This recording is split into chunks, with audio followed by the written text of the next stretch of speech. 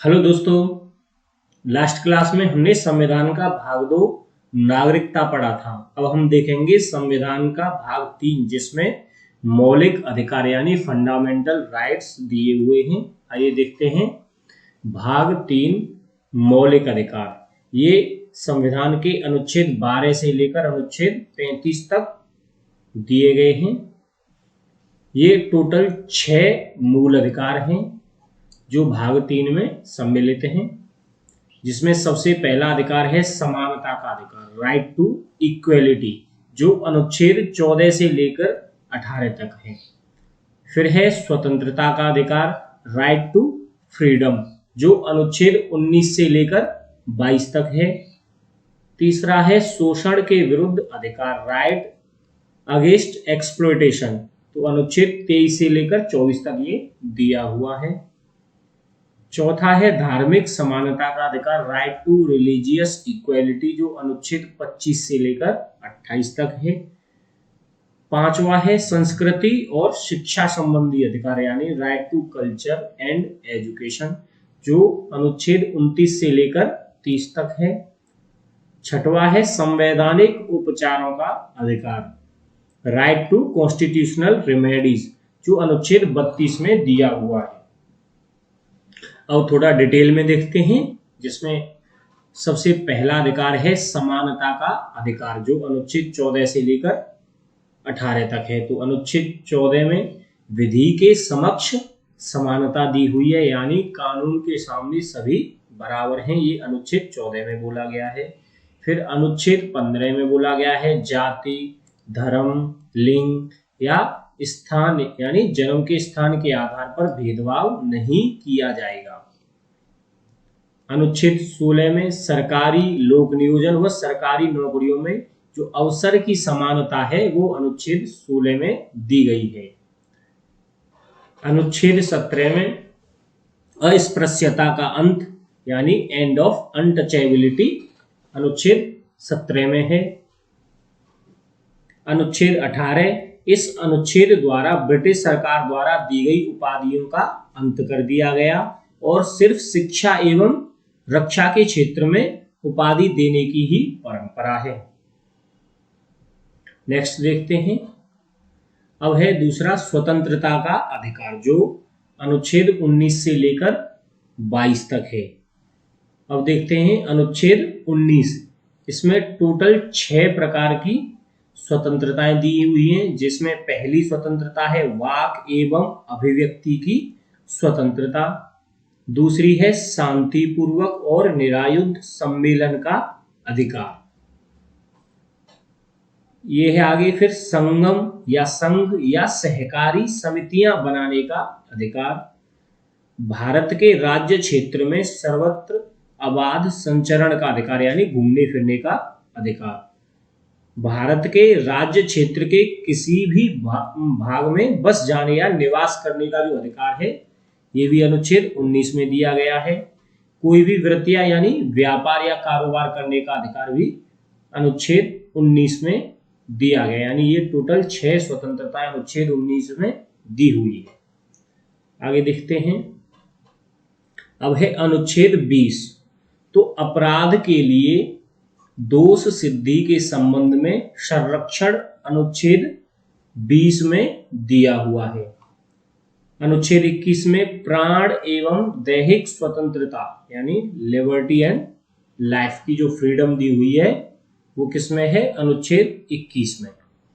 अनुच्छेद 21A में क्या है? निःशुल्क एवं अनिवार्य शिक्षा का अधिकार अनुच्छेद 21 में दिया हुआ है, जिसे 86वें संविधान संशोधन यानी 2002 में इसे जोड़ा गया था।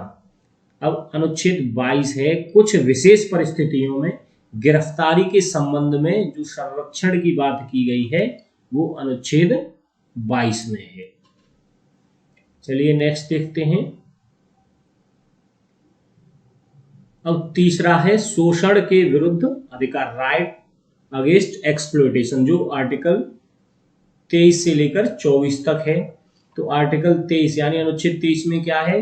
मानव दुर्व्यापार एवं बलात् श्रम का निषेध, यानी जो भी मानव तस्करी होती है और जबरदस्ती जिनसे श्रम लिया जाता है उसका जो निषेध यानी उस पर जो रोक लगाई गई है वो अनुच्छेद 23 के तहत लगाई गई है। फिर है अनुच्छेद 24 जिसमें कारखानों आदि में जो बच्चे होते हैं उनके नियोजन का निषेध, यानी जो भी कारखाने वगैरह फैक्ट्री वगैरह हैं उसमें बच्चों के काम करने पर प्रतिबंध लगाया गया है। चलिए नेक्स्ट देखते हैं।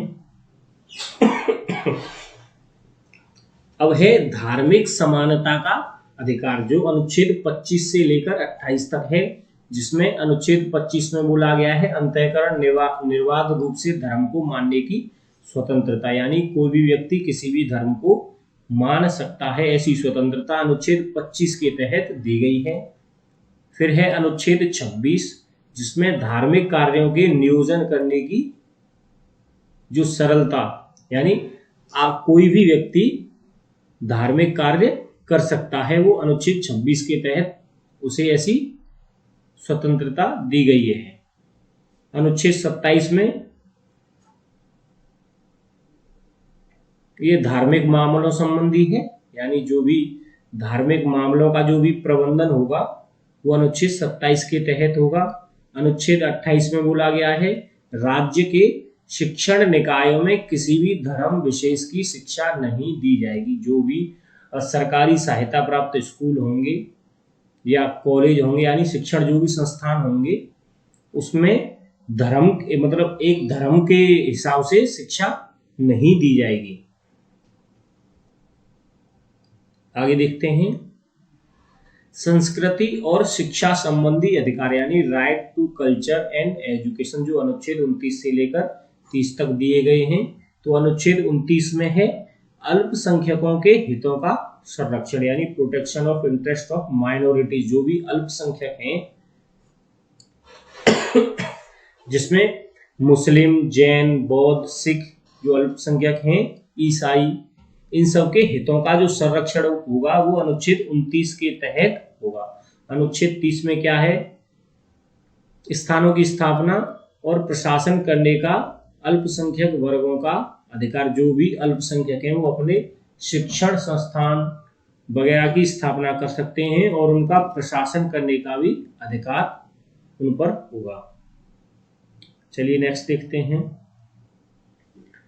अब है लास्ट जो मूल अधिकार दिया है वो है संवैधानिक उपचारों का अधिकार जो अनुच्छेद 32 में है।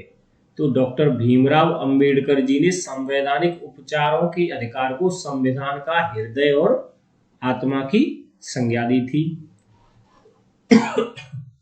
संवैधानिक उपचार के अधिकार के अंदर 5 प्रकार के प्रावधान हैं। पहला है बंदी प्रत्यक्षीकरण, यानी किसी भी गिरफ्तार व्यक्ति को न्यायालय के सामने प्रस्तुत किए जाने का आदेश इस बंदी प्रत्यक्षीकरण के तहत जारी किया जाता है।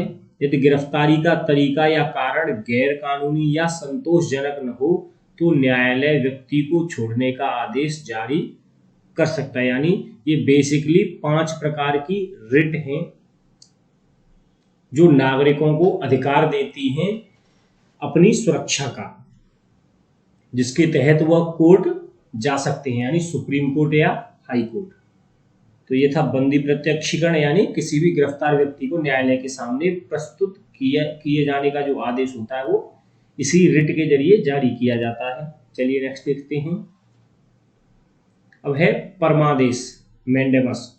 यह आदेश उन परिस्थितियों में जारी किया जाता है जब न्यायालय को लगता है कि कोई सार्वजनिक पदाधिकारी अपने कानूनी और संवैधानिक कर्तव्यों का पालन नहीं कर रहा है और इससे किसी व्यक्ति का मौलिक अधिकार प्रभावित हो रहा है। यानी कोई भी जो सार्वजनिक अधिकारी हो और अपने जो भी उसके कानूनी या संवैधानिक जो भी उसके कर्तव्य हैं उनका पालन नहीं कर रहा है और इससे किसी व्यक्ति के मौलिक अधिकार प्रभावित हों, तो ये आदेश उन स्थितियों में जारी किया जा सकता है।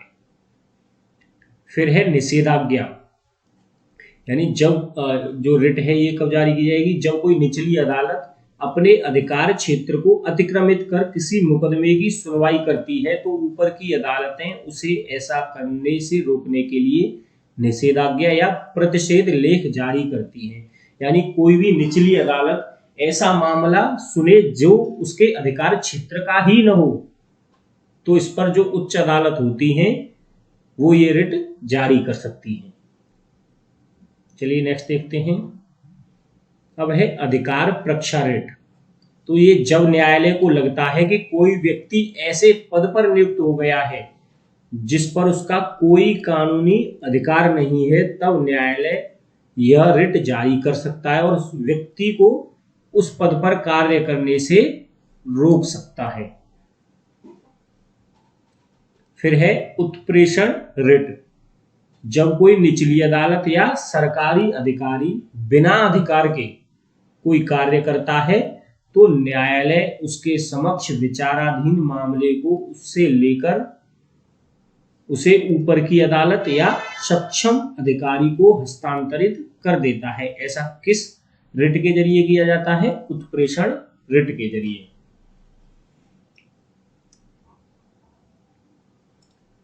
अब जैसे हमने बताया था कि जो भाग 3 है उसमें 12 से लेकर 35 तक, अनुच्छेद 12 से लेकर 35 तक मौलिक अधिकार दिए गए हैं। तो आर्टिकल जो 12 है उसमें राज्य की परिभाषा दी हुई है, यानी डेफिनेशन ऑफ स्टेट आर्टिकल 12 में दी हुई है, जिसमें बोला गया है कि केंद्र सरकार, राज्य सरकार, स्थानीय प्राधिकरण या भारत के क्षेत्र के भीतर या उसके नियंत्रण में सभी जो भी स्थानीय या अन्य प्राधिकरण होंगे वो राज्य की परिभाषा में शामिल किए जाएंगे। ऐसे ही आर्टिकल जो 13 है, आर्टिकल 13 में क्या बोला है कि जो भी मौलिक अधिकारों से असंगत यानी उनको कम करने वाली जो विधियां या जो कानून होंगे वो आर्टिकल 13 से संबंधित होंगे।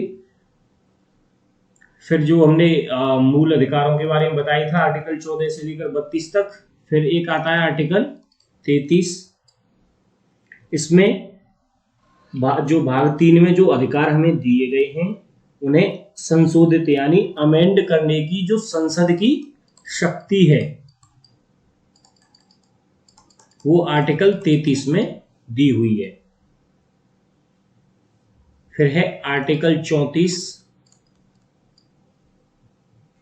इस भाग में जो भी मूल अधिकार है, हमारा भाग 3 है, इसमें जो भी अधिकार मिले हैं उन अधिकारों पर कब कब प्रतिबंध लगाया जा सकता है। जैसे मार्शल लॉ वगैरह लागू हो जाते हैं तो कब प्रतिबंध लगाया जा सकता है, ये आर्टिकल 34 में दिया गया है। फिर है आर्टिकल 35। तो संसद की कानून बनाने की जो विशेष शक्ति है, यानी कानून बनाने की